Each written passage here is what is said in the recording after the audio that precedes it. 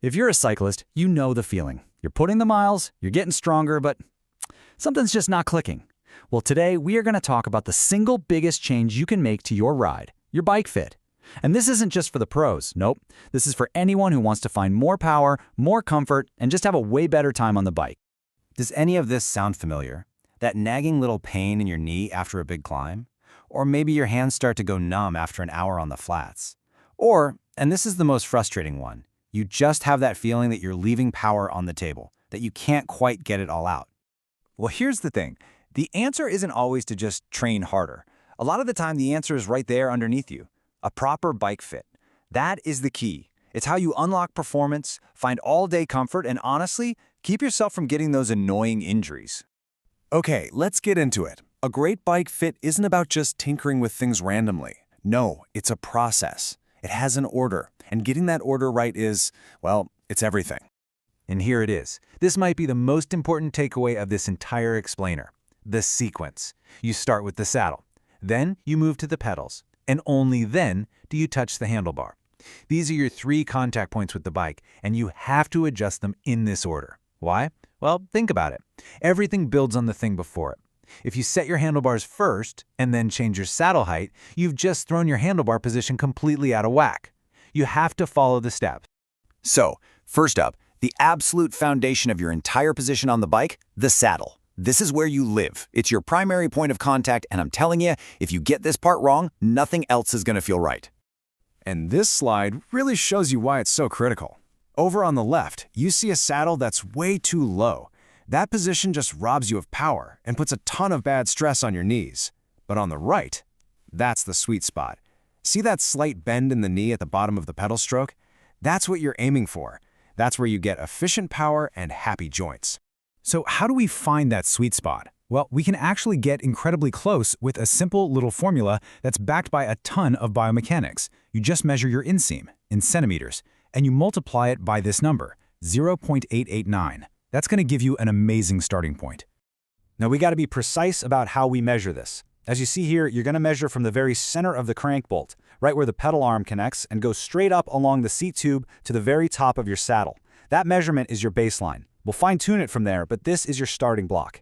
And the whole reason that formula works so well is that it's designed to put your knee into this ideal biomechanical range. At the very bottom of your pedal stroke, the goal is to have a knee angle somewhere between 140 and 150 degrees. That is the zone for max power with minimum stress. But it's not just about height, right? The fore and aft position, so forward and backward, is also super important.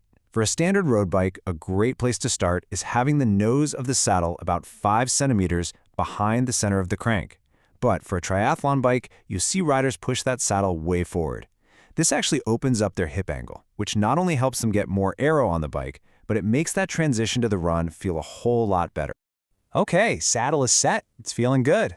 Now we can move on to our second priority, the pedals. This is literally where the rubber meets the road, or where your power meets the bike. You know, whether you ride flat pedals or clipless, that's a personal choice. But here's the critical point, and I cannot stress this enough. Do not touch your cleats or even think about your foot position until your saddle height and fore-aft are completely locked in. Your saddle position determines how your leg extends, which in turn determines where your cleats should be. The order matters. And that brings us to our third and final contact point, the handlebars. This is all about your upper body comfort, your control over the bike, and your stability, especially when you're moving fast. I just love this analogy because it's so simple, and it just makes perfect sense. Your handlebar width should pretty much match the width of your shoulders. It's just like picking out a jersey. If it's too wide, you're going to feel all stretched out and unstable. Too narrow, and you might even feel like you can't breathe properly. The right size just feels right. Now, if you're on a road bike, you've got this awesome toolkit of hand positions you can use. Riding on the flat part, the tops, is great for long climbs or when you just want to sit up and relax. The brake hoods are kind of your default, where you'll spend most of your time. And then when you want to get fast and aerodynamic, or you need more control on a descent, you get down in the drops. Using all 3 is the secret to staying comfortable all day. And hey, here's a great little rule of thumb to check if your reach is in the right ballpark. The distance from the tip of your saddle to your handlebar should be roughly the same as the length from your elbow to your fingertips. If it's way off, you might need to look at a longer or a shorter stem to get comfortable. All right, so you've set your foundation, you've gone through the 3 priorities, now it's time to fine-tune. This part is all about listening to what your body's telling you and making those tiny little adjustments that take a good fit and make it a great one. So let's do a little troubleshooting. Are your hands going numb because you feel like you've got way too much pressure on them? Or do you feel kind of unstable, like your hips are rocking side to side with every single pedal stroke? These are classic signs that a tiny little tweak is needed. And here are the solutions. For that hand pressure, try tilting the nose of your saddle up by just 1 degree. It's a tiny change, but it can make a huge difference in shifting your weight back. For the rocking hips, that's a classic sign your saddle is just a little too high. Try lowering it in tiny increments, like 2 or 3 millimeters at a time, until that rocking motion smooths out. Okay, let's tackle 2 more really common issues. That ache in your lower back when you're reaching for the bars, or that sharp, persistent pain in your knees. I want to be really clear here. These are not just little discomforts. These are warning signs from your body, and you have to listen to them.